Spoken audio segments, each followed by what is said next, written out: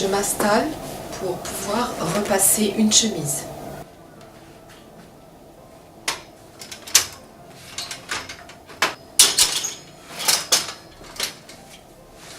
Je positionne ma table à repasser face à la lumière, à la hauteur maximum de la pliure de laine. J'installe mon fer à repasser. Si je dois utiliser de la vapeur, c'est à ce moment que je vais remplir le réservoir. Je déplie la totalité de mon fil et si la prise est mal placée, j'utilise une rallonge et une seule rallonge pour pouvoir avoir le maximum d'aisance pour travailler. Avant de brancher, je vérifie que mon fer est au minimum. Je vais trier mon linge en fonction de la température de repassage. La température la plus basse au début et la plus élevée à la fin. J'ai choisi le repassage d'une chemise, je la positionne sur ma table et remets le panier sur le côté en réservant le maximum d'aisance. Je vais donc vérifier la température de repassage quand il y a une étiquette. C'est un tissu coton synthétique. Je sélectionne la température la plus appropriée pour le textile à utiliser. Là, je me positionne entre la laine et le coton.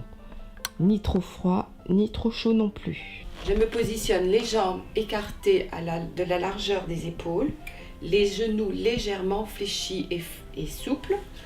Le bassin, je bascule le bassin vers l'avant et je verrouille ma ceinture ventrale pour pouvoir rester bien en équilibre. Pendant le repassage, je basculerai d'une jambe à l'autre pour pouvoir éviter la fatigue.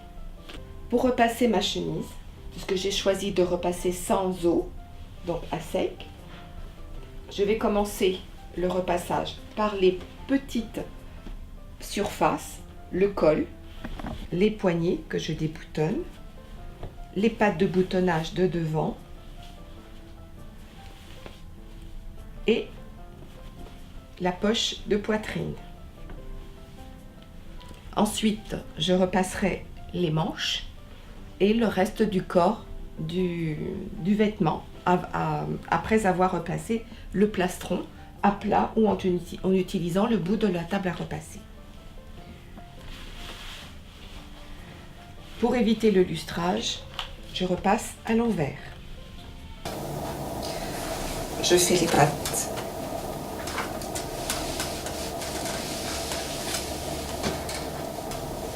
Toujours à l'envers.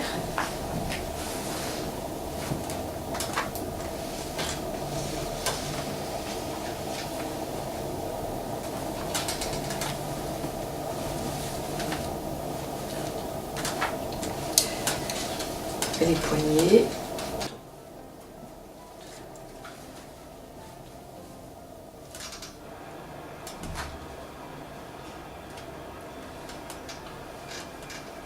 Je positionne la chemise pour pouvoir faire le plastron. J'utilise mes mains autant que possible pour pouvoir bien aplatir le plastron du dos. Une fois qu'il est bien à plat, je peux le repasser à l'envers toujours.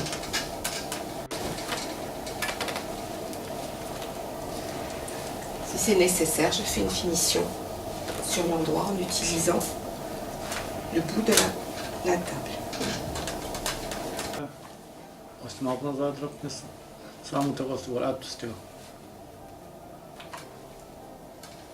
La main gauche est là pour pouvoir guider le fer et tendre le tissu.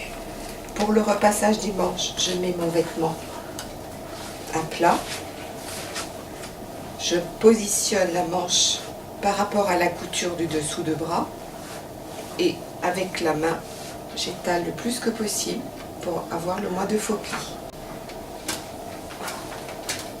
Une face, parce que nous avons une double épaisseur, et l'autre face.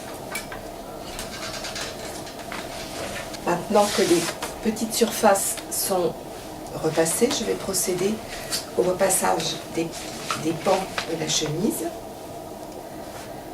Donc, je positionne bien mon côté devant et je vais dérouler la chemise sur le plan de travail, en faisant attention de ne pas faire de faux plis.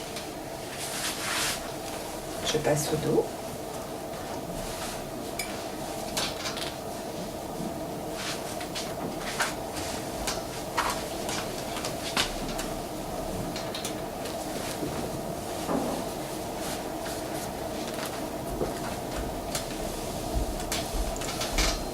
Quand le bas de la chemise est roulé, je vais le dérouler, bien l'aplatir avec le fer.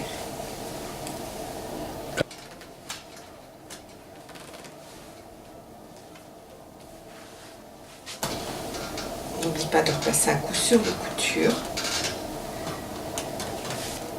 En fin de repassage, on vérifie sa chemise.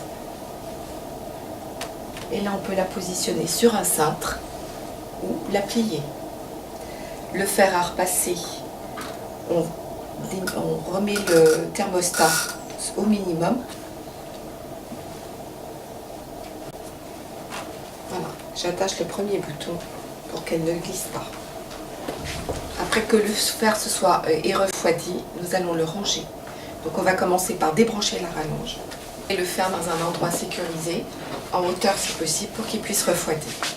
Maintenant, je vais plier la table à repasser.